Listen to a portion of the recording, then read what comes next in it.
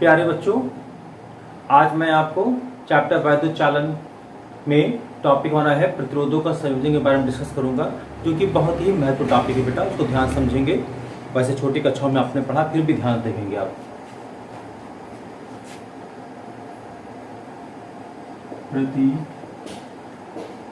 प्रतिरोधों का संयोजन।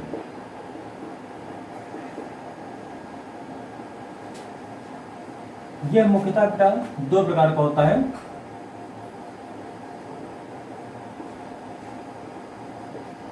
मुख्यतः दो प्रकार का होता है।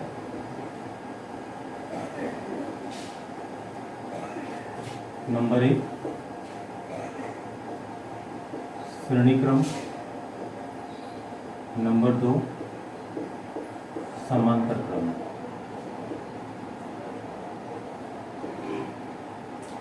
नंबर 1 है श्रेणी क्रम बेटा।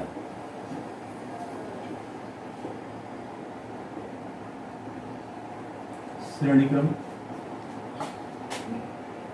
हमें अब 3 रजिस्टर ले रहे हैं बेटा, इनको लगातार मतलब श्रेणी क्रम में लगा रहे हैं, ठीक है। और इसको एक हम बैटरी से जोड़ रहे हैं बेटा।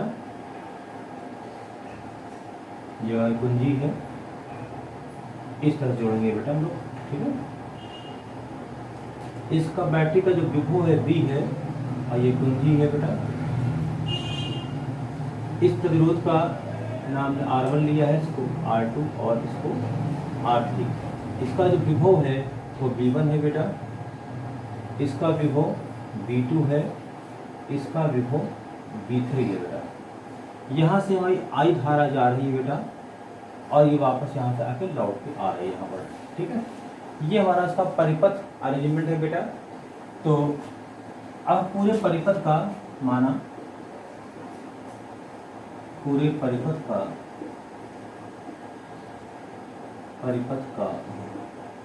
कुल प्रतिरोध कैपिटल R हो तो ओम के नियम से बेटा क्या हो जाएगा, V बराबर हो जाएगा I इंटू R। इसी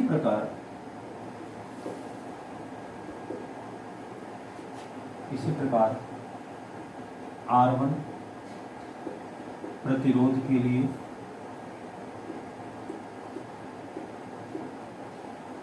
इसमें बेटा हो जाएगा आपका जो V1 होगा वो हो जाएगा I इंटू, धारा नियत रहेगी बेटा इसमें, R2 प्रतिरोध के लिए आपका हो जाएगा V2 बराबर I इंटू R2 और R3 प्रतिरोध के लिए V3 बराबर I इंटू R। अब बेटा चित्र से आप देख सकते हैं कि धारा हमारी आई जा रही है और विभव हमारा पूरे का V है, ये 3 भाग में बढ़ गया है। अतः V रहा हो जाएगा V1 plus V2 plus V3। V की वैल्यू हमारी हो गई बेटा I इंटू R निकाला है, इसकी वैल्यू I इंटू R1 है और ये हमारा I इंटू R2 है और ये हमारा I इंटू R3। I से अगर भाग दे देंगे बेटा तो वो मिल जाएगा R1 plus R2 plus R3। एक हमारा संबंध निकल आया श्रेणी क्रम के लिए। तो ये हमारा संबंध होगा R बराबर R1 plus R2 plus R3 बेटा होगा। यही हमारा संबंध है श्रेणी क्रम के लिए। इसमें खास बात ये है बेटा, इसे जो महत्वपूर्ण बात निकल के सामने आ रही है, नंबर 1 की इस अरेंजमेंट में, इस पूरी व्यवस्था में जो होगा, धारा जो तुम्हारी होगी वो नियत रहेगा। चाहे इसमें n प्रतिरोध क्यों न लगे हों, धारा हमेशा नियत रहेगी और प्रत्येक जो विभव होगा वो भिन्न भिन्न होगा, विभव भिन्न भिन्न होगा प्रत्येक प्रतिरोध का, प्रत्येक प्रतिरोध का। ये बहुत ही महत्वपूर्ण बात निकल के आई है यहाँ पर बेटा, जो कि बहुत ही अधिक उपयोगी है। इसको ध्यान रखिएगा। ये एग्जाम पॉइंट ऑफ व्यू से और न्यूमेरिकल पॉइंट ऑफ व्यू बहुत ही महत्वपूर्ण है। इसके बिना कोई भी क्वेश्चन लगना संभव नहीं है। मेरे ख्याल में आपको यहाँ तक समझ में आ गया होगा, कोई समस्या नहीं होगी बेटा, है ना। हाँ बेटा, अब हम बात करेंगे नंबर 2 की समांतर क्रम। समांतर क्रम, समांतर क्रम में क्या होता है, इसका परिपथ अर्जुन ऐसा कुछ होगा।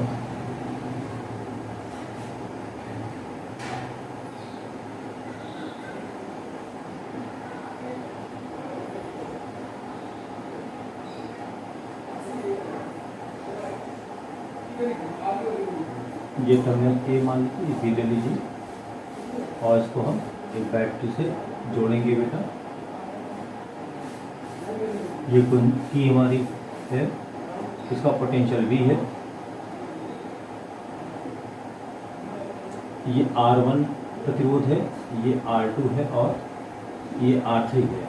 यहाँ से धारा I जाएगी बेटा, ये धारा I वापस लौटेगी, फिर ये धारा 3 भागों में बढ़ जाएगी बेटा। ये I1 हो गया, ये आपका I2 हो गया और ये आपका I3 हो गया। ये 3 भागों में बढ़ जाएगी बेटा। ये इसका परिपथ एलिमेंट है, माना कुल प्रतिरोध। कुल मतलब होता है तुल्य, तुल्य प्रतिरोध आपका R है। अतः ओम के नियम से आपका हो जाएगा V बराबर I इंटू R होगा बेटा। तो यहाँ आप देख सकते हैं, तो I की वैल्यू तुम्हारी निकलेगी परिपथ के लिए V अपान R। इसी प्रकार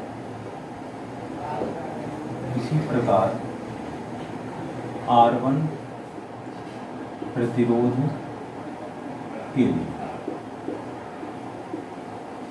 इसके लिए हो जाएगा बेटा I1 बराबर हो जाएगा V हमारा पूरे परिपथ के लिए नियत है, तो V अपान R1 हो जाएगा। R2 के लिए हमारा हो जाएगा I2 बराबर हो जाएगा V अपान R2 हो जाएगा। और R3 के लिए बेटा होगा ये I3 बराबर हो जाएगा V अपान R3। हमारा तीनों ही ब्रांचों में भुजाओं में अलग धारा जो बहेंगी इतनी होंगी बेटा। और चित्र से ये भी निष्कर्ष निकलेगा, आप देख सकते हैं, चित्र से आप लिख सकते हैं, चित्र से आपको फिगर बन जाएगा बेटा। आप देख रहे हैं जो हमारा I कुल होगा वो 3 भागों में बट रहा है बेटा। तो I बराबर हो जाएगा I1 plus I2 plus I3। या साथ साथ दिख रहा होगा चित्र में, आप महसूस कर रहे होंगे। तीनों का जो योग होगा वो I के बराबर होगा बेटा। अब अगर इसमें हम मान धर दें तीनों का, तो आप देखेंगे I का मान हमने निकाला है बेटा अभी V अपान R, और इस दूसरे का मान है V अपान R1 और प्लस तीसरे का मान है V अपान R2 और V अपान R3। V से पूरे भाग दे दीजिए बेटा, तो 1 अपान R बराबर हो जाएगा 1 अपान R1 प्लस 1 अपान R2 प्लस 1 अपान R3। ये हमको संबंध मिल गया।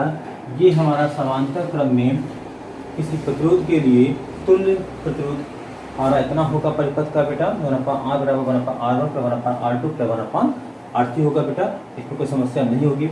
इससे मुख्य बात एक और निकल के आएगी, बहुत ही महत्वपूर्ण है, यहाँ पर समझने लायक है। पहला नोट 1 हमारा यहाँ बनेगा बेटा, पूरे परिपथ के लिए आप देखेंगे जो V होगा वो नियत होगा। इसमें क्यों ना n प्रतिरोध ही क्यों ना लगे हों, लेकिन V का मान नियत रहेगा। दूसरी बात ये बेटा, यहाँ पर जो I होगा वो भिन्न भिन्न होगा। I हमारा जो होगा भिन्न भिन्न होगा प्रत्येक प्रतिरोध के लिए, प्रत्येक प्रतिरोध के लिए। ये बहुत ही महत्वपूर्ण बात निकल के आई है बेटा। ये एग्जाम के लिए बहुत महत्वपूर्ण चीज़ है और कंपटीशन के लिए। मतलब अगर कोई प्रतिरोध समांतर क्रम में लगे हैं तो उसमें सभी प्रतिरोधों का V का मान क्या होगा, नियत होगा। लेकिन जो धारा होगी वो हर एक प्रतिरोध के लिए अलग अलग होगी। मेरे ख्याल में आपको यहाँ पर कोई भी समस्या नहीं होगी। क्या बच्चों, अब मैं इसी चैप्टर में आपको वैद्युचालन चैप्टर में आंकी के बारे में बताने जा रहा हूँ, कैसे न्यूमेरिकल सॉल्व करते हैं बेटा, क्या उसका तरीका है, ध्यान देखें। एक प्रश्न मैंने लिया है यहाँ पर, देख रहे हैं आप, एक इलेक्ट्रॉन पुंज का परिच्छेद क्षेत्रफल 1 मिलीमीटर स्क्वायर है और जो तुम्हारा क्षेत्रफल है वो आपको दिया है 1 मिलीमीटर स्क्वायर। तो इसको आप बदल दें। पहला काम, 1 मिलीमीटर आपको मालूम है 10 की घात -3 सेंटीमीटर इतना होता है बेटा, और ये स्क्वायर कर देंगे तो ये ऐसा बन जाएगा 10 की घात -6 सेंटीमीटर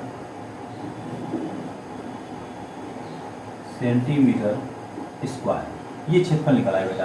किसी परिच्छेद के लंबवत पर सेकंड, टाइम भी तुमको दिया गया है, 1 सेकंड का दिया गया तुमको टाइम बेटा, और इलेक्ट्रॉन इतने गुजरते हैं, एन का मान भी तुमको दिया गया है 6.0 इंटू 10⁻16।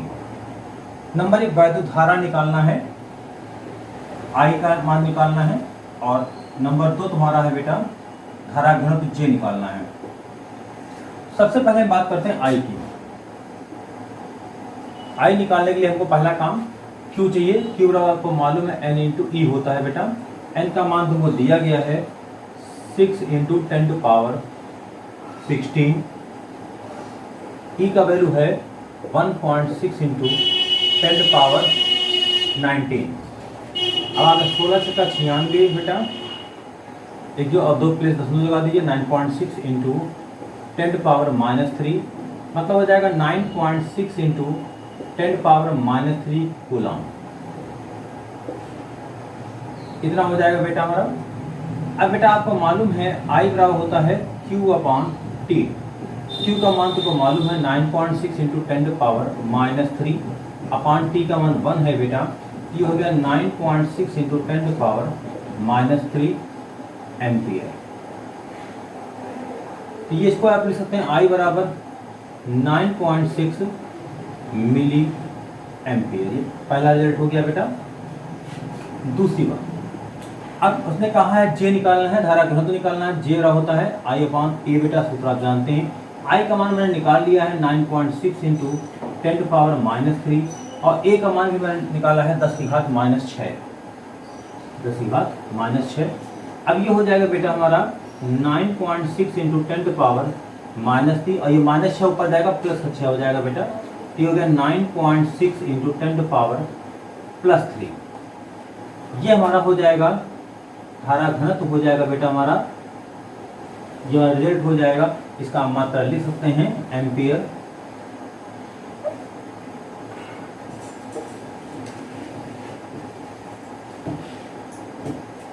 एम्पियर प्रति मीटर स्क्वायर। ये अगला आंसर हो गया बेटा हमारा। पहला ये हो गया, दूसरा ये निकल आया है। अब मेरे ख्याल में आपको यहाँ तक समझ में आ गया होगा। इस तरीके से आप प्रश्नों को सॉल्व करेंगे। फ्रेंड बहुत सिंपल है, पर थोड़ा सा ध्यान देना बेटा। ओके।